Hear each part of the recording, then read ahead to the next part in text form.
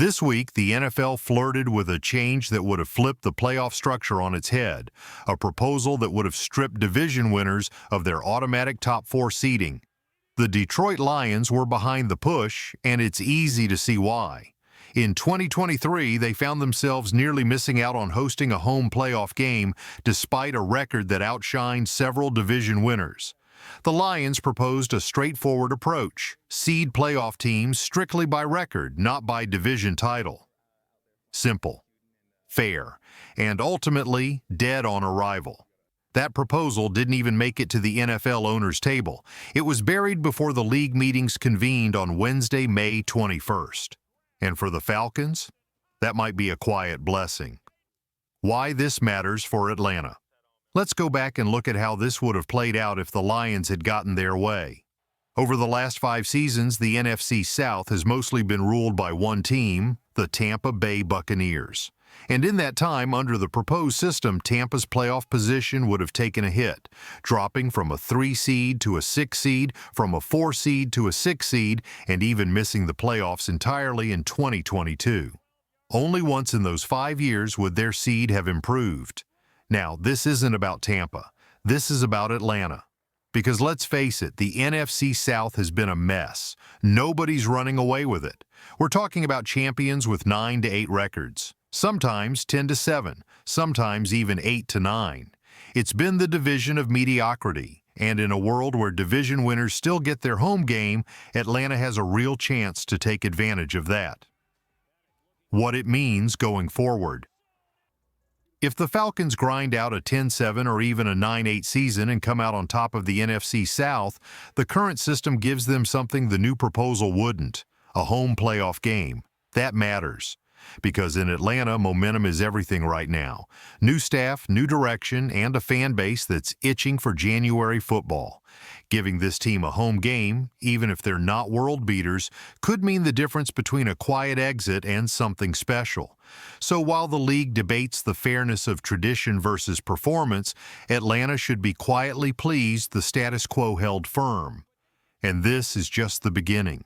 Let's not sugarcoat this. The Falcons are not yet one of the NFL's strong and mighty. Not yet. But if they win the division under the current rules, they get a playoff game in Atlanta, at home, in front of a crowd starved for postseason energy. If we went with Detroit's proposed format, Atlanta could easily end up in the same boat the Buccaneers found themselves in, playing on the road despite winning the division. That's not just unfair to teams clawing their way out of mediocrity. It's a blow to the heart of what still makes this game emotional and territorial. Yes, it's a little loser talk to admit you benefit from a flawed system, but let's be real. This flawed system gives meaning to something beautiful: division rivalries. Why division titles should still mean something. There's something primal about Week 18 when everything's on the line.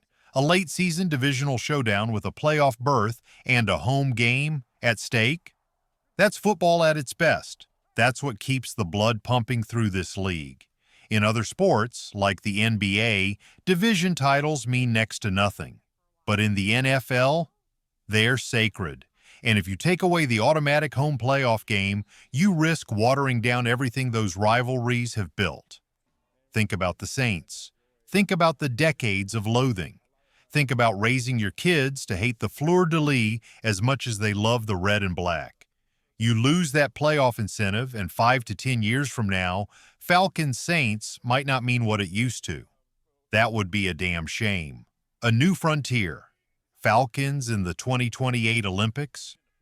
Now let's pivot to something truly wild: the Olympics. Yes, the 2028 Summer Olympics in Los Angeles will feature flag football. That news isn't brand new, but what is new?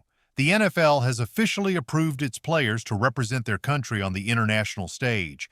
That means we could see NFL stars in red, white, and blue. And yes, Atlanta Falcons stars. How flag football will actually work.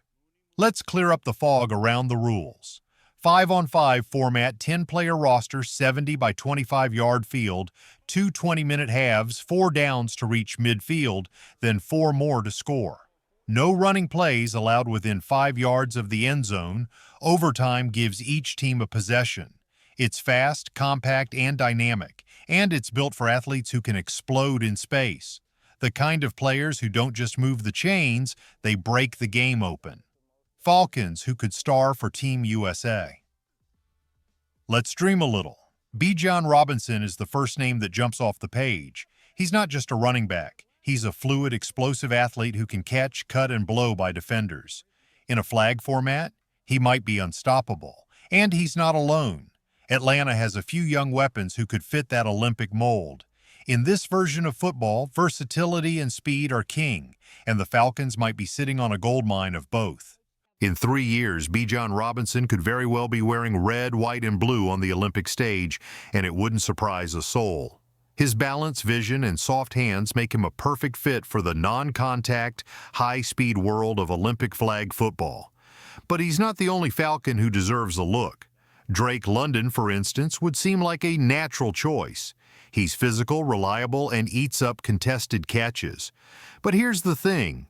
Flag football isn't about contested catches. It's about separation. It's about burst. No tackling means no dragging defenders for 5 extra yards. It's all about who can create space and fly past a flag-hunting defender. That's why James Pierce Jr. could be a revelation. His speed off the edge could wreck timing-based offenses in a flag format where quarterbacks have to get the ball out quickly or get chased down in open space. He's built to harass even the slipperiest of international QBs. And then there's Jesse Bates III, a cerebral, twitchy safety with elite instincts and ball-tracking skills. He wouldn't just represent Team USA, he'd likely lead it in interceptions. Some poor quarterback from Austria or Italy wouldn't know what hit them until Bates is jogging the other way with the football. Projecting Team USA. Speed, speed, speed. Let's get bold. Let's imagine the 2028 Team USA roster. Quarterback, Lamar Jackson with a footnote. If his wheels slow, Jaden Daniels might take the torch. His game was built for flag. Backfield, Bijan Robinson or Jahmyr Gibbs. Either way, you get explosiveness and hands. Receivers, Justin Jefferson, Jamar Chase, Malik Neighbors. Yes, that's basically LSU's all-time flag team, but speed is king here. Rushers, Micah Parsons and Nolan Smith, 2 heat-seeking missiles built for a 5-on-5 chase game. Defensive backs, Travis Hunter, Patrick Surtain II, Derek Stingley Jr. Every one of them can fly, every one of them can play both ways, and every one of them would give opposing teams nightmares.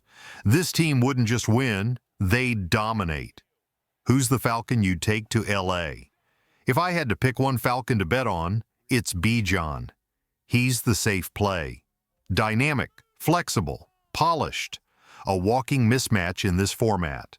But if you're looking for a dark horse, don't sleep on James Pierce. The man has jets. His burst and reach could absolutely overwhelm quarterbacks unfamiliar with his speed.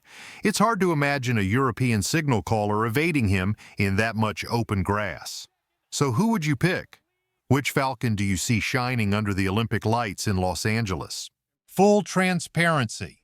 This show was outlined under the assumption that the NFL would finally put the tush-push to rest. That's what many expected. It looked like it was headed that way. The momentum was there. Even I had written the segment assuming the rule would be banned. And then, just before the cameras rolled, the decision dropped. The tush-push stays. And honestly, that's the right call. The vote came close. Out of 32 NFL teams, 22 voted to ban it. But it takes 24 to pass a rule change. The motion failed by just 2 votes. And no one seemed to talk more confidently about its demise than Diana Russini, who spent months forecasting its downfall. Instead, it lives to see another season, and I think that's good for the game. What are we really complaining about? The push to ban the push was one of the most overblown debates in recent NFL memory. From a rules standpoint, it was framed around player safety. From a fan standpoint, it was portrayed as a plague on aesthetics. From a coaching standpoint, it was sour grapes. Let's be honest, this wasn't about injuries. There's no conclusive data showing the tush-push causes more harm than a standard quarterback sneak or a pile-up on a goal line carry. If safety were the real concern, the league wouldn't have added a 17th game or insisted on Thursday night football after Sunday matchups. You don't get to cry wolf on player safety, then cash in on Christmas Day football with a 4-day turnaround. This was never about safety. This was about one team doing something better than 31 others, and the rest of the league didn't like it. Philly's signature play. The Eagles have mastered it. They line up, lean in, and bulldoze for 2 yards. It's simple, it's efficient, and it's damn near unstoppable, but it's not a glitch in the matrix. It's not a cheat code. It's just a football team with elite personnel, starting with Jalen Hurts, a low center of gravity quarterback with Olympic-level strength, and a rugby-style push crew behind him. Here's what should happen this fall. Week 10. Monday Night Football, Eagles versus Packers. 1st and 10, tush push. 2nd and short, tush push again. 3rd down, doesn't matter. They won't need one. If teams hate it so much, they should stop it. But they can't. Because they don't have the quarterback, or the offensive line, or the chemistry. That's not an unfair advantage. That's football. Soft rule, strong message. Imagine banning a play simply because it's not fun to watch. That's the argument some floated, that fans might tune out. Really? Is anyone turning off a nationally televised game because Philadelphia picked up 2 yards the ugly way? Of course not. If anything, it's become must-see television, a football culture phenomenon. It's meme-worthy. It's uniquely modern. It's part of Philly's identity. You don't rewrite the rule book every time a team becomes dominant at something. If that were the case, we'd have banned the Brady sneak, the Belichick slant, the 49ers motion game, and the Chiefs pre-snap circus act years ago. And a final reminder from Atlanta. Here's a fun fact to close with. The only team to beat the 2024 Philadelphia Eagles at full strength. The Atlanta Falcons. No tush-push debate changes that. No rule rewrite erases it. And no amount of noise from the other 31 teams can undo what happened on the field that Sunday. Okay, maybe it's not worthy of a banner hanging from the rafters of Mercedes-Benz Stadium, but it might deserve a towel, a plaque, something modest but proud, because yes, the Falcons beat the 2024 Philadelphia Eagles with Jalen Hurts healthy and active. That's not nothing. In a league that constantly reshuffles the power structure, it's a moment that deserves to live somewhere in ink inside the building. Somewhere fans can look up and smile. NFL owners make a call on comebacks.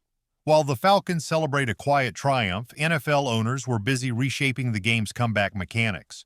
A new rule passed this week will now allow teams to attempt a declared onside kick at any point during the game, not just the 4th quarter.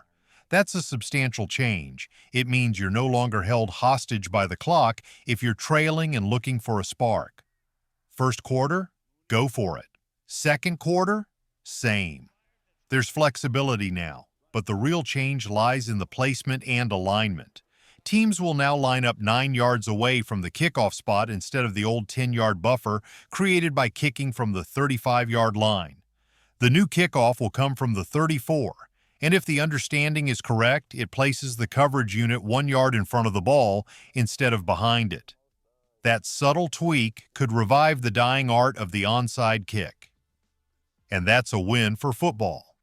Keeping the comeback earned now, this is where the NFL got it right. Because while they passed a change to give trailing teams a fighting chance, they stopped short of going too far. The 4th and 20 proposal, where a team could forgo a traditional kickoff to try converting a desperate 4th and 20 from their own 20-yard line, didn't make it. And that's the right call, because let's be real. If your team played poorly for 3.5 quarters, they don't deserve a gimmicky bailout. Football is a game of cumulative effort. If you've been outplayed for 55 minutes and now need a miracle to stay alive, maybe you should have played better football in the first 55. Extending lifelines for the sake of keeping viewers glued to the screen might make for drama, but it cheapens the grind. The game is about earning every inch, not handing them out for the sake of a narrative arc.